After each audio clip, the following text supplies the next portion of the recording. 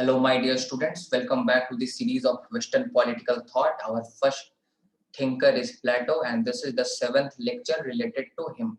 In this lecture, we are going to discuss the features and criticism of his ideal state. So, in this lecture, we are not going to learn any new concept. Actually, we are going to revisit and revise all the previously learned concept, right? So, in previously made 6 lectures, whatever concept we discussed, we are going to revise all those concepts because features of the ideal state is related to them only. So this is the structure of the course till now, how we completed the Plato. So right now we are going to discuss the seventh lecture. So if you want to visit or access all the previously made 6 lectures, you can go to the description box. The playlist of the Western political thought is given. You can access all those lectures from there. So let us start the Plato's theory of ideal state. So according to Plato, ideal state is nothing but the individual writ large. A state is just the magnification of human nature. This concept we also discussed in the theory of justice previously, right? So Plato also says that a state is like the human being, as human beings have 3 elements. Okay, that is reason, second one is spirit, and the third one is appetite. So, in the same manner, the state also consists of 3 elements like an individual. What are they? They are philosophers, soldiers, and workers. So in Plato's ideal state, all the men, all the person with dominating region will be the philosophers. All the person or the individuals with dominating spirit or courage will be soldiers, and all the individuals or persons with dominating appetite or desire will be workers. And according to Plato, the state came into existence due to the needs of human beings. He says that there are basically 3 needs of human beings. The first one is the economic need. Everyone need the food and other things for survival. Second one is protection. Everyone is not able to protect themselves, so they need someone to protect them, right? And third one is they want a government for the smooth functioning of the society. And all these 3 needs has been fulfilled by the ideal state of Plato. How? See, this is the second need that as I told you, and this is the third need as I told you. So all the 3 needs has been fulfilled by the Plato's ideal state. The economic needs will be taken care by the workers. The need of protecting and need of security will be taken care by soldiers, and the need of government or authority will be taken care by the philosopher king, right? So according to Plato, state came into existence for the sake of life and continued for the good life. So the ultimate objective of Plato's ideal state or the Platonic state is the good life or goodness. It wanted to develop or inculcate the virtue within the individuals, right? So these are the salient feature of the Platonic state or Plato's ideal state, the rule of philosopher king. So the Plato's ideal state is ruled by the philosopher king. And in the theory of philosopher king, I think in 5th lecture we discussed that philosopher king is the person who is the philosopher, an individual with dominating wisdom or reason. According to Plato, still cannot become an ideal institution until philosophers become the king or kings learn the philosophy. That means the king turns into the philosopher by learning the philosophy. The second feature is the scheme of education. The Plato's ideal state is based upon a scheme of education. So why the education was important? The education was important to segregate philosophers, soldiers, and workers. How would you know that which person has the dominating region, which person has the dominating spirit or courage, which person has dominating appetite or desire? For that, you need the systematic and progressive scheme of education. So through the scheme of education, it was very easy to identify that which person has dominating reason and the person with dominating region would be kept in the ruling class, and the person who will be identified with the dominating courage or spirit will be kept under the warrior class, and the same will be for the person with the dominating desire or appetite. They will be kept under the producing class or the working class. Apart from this, the education was also imparted to ensure the physical toughness along with the spiritual softness. Remember one thing, these are the salient feature of Platonic ideal state, but these were never implemented within a state. Means the Platonic ideal state only exists in the philosophies. Platonic ideal state never existed in reality. Don't think that there was a Platonic state or there was Plato's ideal state in Athens or somewhere in the Greece, right? These are the philosophies. He wanted to establish an ideal state, but he failed to do so, right?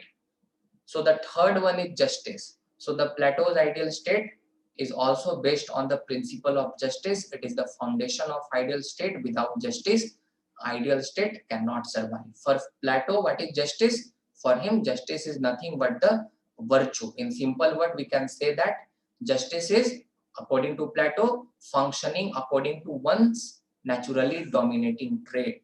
If you are good at reason, if you are good at wisdom, you should be the philosopher king, or you should be into the ruling class. If you are good, if you have the dominating spirit or courage, you should be the part of the warrior class. So this is about functioning according to one's naturally dominating trait. So his ideal state was based on the justice. However, these concepts were never implemented anywhere in the world. Remember this, in any frame of time. Some people were thinking that the Platonic state was existing in reality, but this is not true, right? So equality of men and women in Platonic ideal state, there was equality of men and women. Both men and women were equal, right? They had the equal status in the society. So there was the functional specialization too, means one function was assigned to one person, that is based on the principle of one man, one job. Workers has to produce, soldiers were supposed to protect, and philosophers were supposed to rule. So there was also the communism of wives and property in Platonic state. Only working class can have the family and the private property, and for guardian class, that means the soldiers and philosophers, there is only the communism of wives and property. They are not allowed to have the private family and private property, as I told you in the lecture Theory of Communism by Plato. Right, there was also the control of art and literature. In Plato's ideal state, there is control of art and literature. Cheap and wrong ideas should not reach the people. People should read only literature which is of high moral and wisdom. So Platonic state or Plato's perfect state or Plato's ideal state is defined by Will Durant. So you can write this statement in your examinations. So Will Durant, in his book The Theory of Philosophy, he defines Plato's ideal state. So in Plato's perfect state, the industrial forces means workers. They would produce, but they would not rule, because who were ruling? The philosopher, the philosophers were supposed to rule. The military forces will protect. The military forces means the soldiers. They were supposed to protect, but they were not supposed to rule. The forces of knowledge and science and philosophy. So the forces of wisdom and reason, that means the forces of knowledge, science and philosophy, would be nourished and protected. They will be nourished by the industrial forces, that means workers. They will fulfill the economic needs of the philosophers, and the philosophers would be protected by the soldiers, and they will ultimately rule the Platonic state. Therefore, the forces of knowledge and science and philosophy would be nourished and protected, and they would rule. Right. So this is the statement which is made by the Will Durant in his book, The Story of Philosophy. So now the criticism of Platonic state. So the Platonic state is the totalitarian state. The Platonic state is ruled by the philosopher king. There is one man show. No one is mightier than the knowledge, right?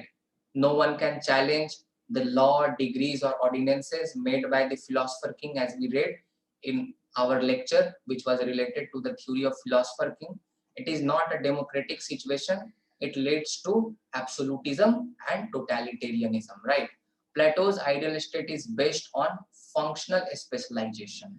That means one man will only perform one job. It will make the life boring. It will make the life monotonous because the same person will only perform the one task. So he will be finally bored from it. So it will make the life monotonous, and it will also affect the overall development of the personality.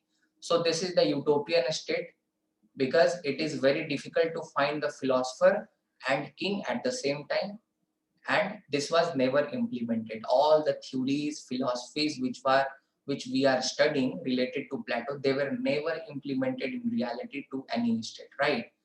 And theory of property, so the communism of property and wives is unnatural for individuals. So in theory of communism, I have also mentioned many criticism related to it. I think 6 to 7 criticisms. So you can visit that lecture, right? So now you can write the conclusion. You can write that despite of flaws and drawbacks, Plato's the dash, you can fill any theory of philosopher king or theory of education, theory of ideas or forms, anything you can fill. Theory of justice, his ideas were radical and fascinating. Thus, he is rightly regarded as the father of political philosophy.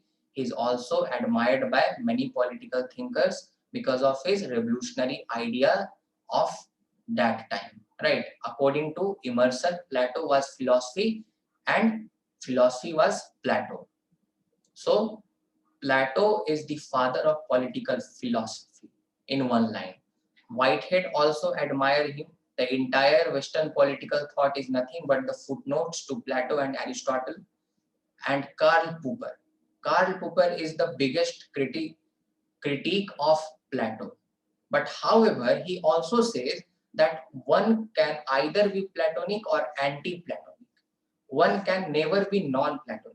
Means you can accept Plato or you can reject Plato. Means you can agree with Plato, you may disagree with Plato, but you cannot neglect him, you cannot reject him. So you cannot be non-Platonic. You can either be Platonic or anti-Platonic, but one can never be non-Platonic, right? So this is the end of Plato. Our next thinker is Aristotle. Then after that, we are going to move to Machiavelli, and so on. We will complete all the thinkers related to the Western political thought. So have a nice day, and if you like this video and all the lectures related to Plato, so kindly give a thumbs up, share with your friends, and don't forget to subscribe my channel.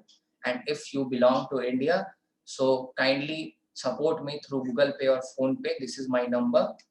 And if you belong to the foreign country except India, apart from India, so you can help me by joining my channel. Thank you, my dear students.